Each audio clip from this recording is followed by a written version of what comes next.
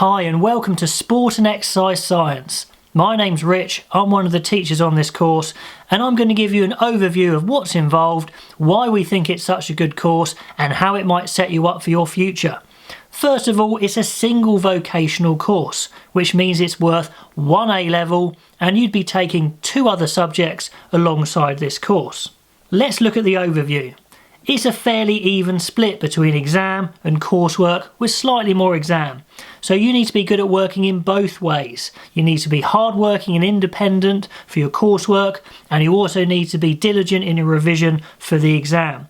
That's why we ask for at least grade 5 and above in maths, English and at least 1 science, because there's elements of all of that in this course. The 5 key topic areas are the ones you'd expect from a classic sport and exercise science course. Anatomy and physiology you may well have studied at school. We'll go into a lot more detail here about how the body is made up and how it works. Biomechanics is one you may not have come across before. It's how maths and physics relates to sport and how things like velocity, acceleration, forces, angles, spinning, rotations all come into play when dictating what happens in sport. I think it's a fascinating area. It's one of the ones that I teach.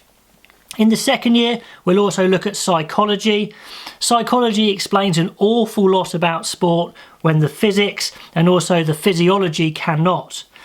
And we'll also have a quick look at coaching and performance and how you can actually apply the things you've learnt to coaching, especially at an elite level.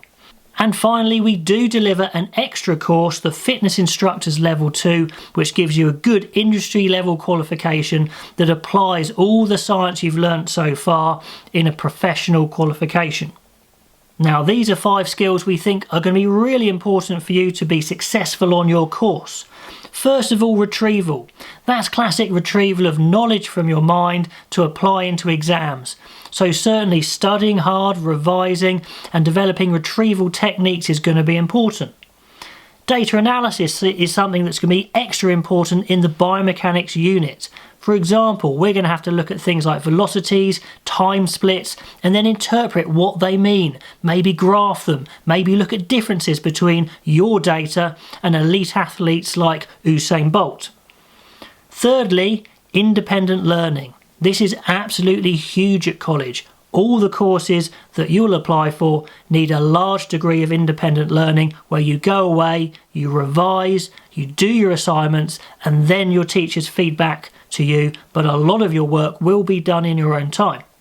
The next is resilience. Very, very important. Occasionally you'll have minor setbacks in college. It may be an assignment you don't quite understand. It may be a lesson that you need explaining further. That's not a problem. That's just part of learning. Being resilient and coming back stronger will make you a much better student. And finally, this idea to articulate your ideas. You've got to be able to get what's in your head down into your assignment. And very often in assignments that's applying real sporting situations to the theories that you've learnt. If you can do that, then you'll definitely crack the distinction.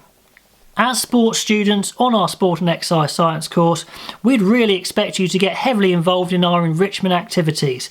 They make life a lot more fun, plus they give you loads of examples you guys can use straight into your assignments. All our sports academies are available to all students at college, and we would expect our sports students to be involved in one of those academies or more. Things like boxing, weightlifting, using the fitness suites are also extra things you can do whilst at college, and we really encourage you to get active and fit as it helps the mind as well as the body.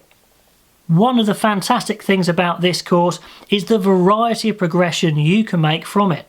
At university, obviously going on to study sport and exercise science is a good progression, but also people apply for things such as sports therapy, fitness and personal training, and also sports coaching.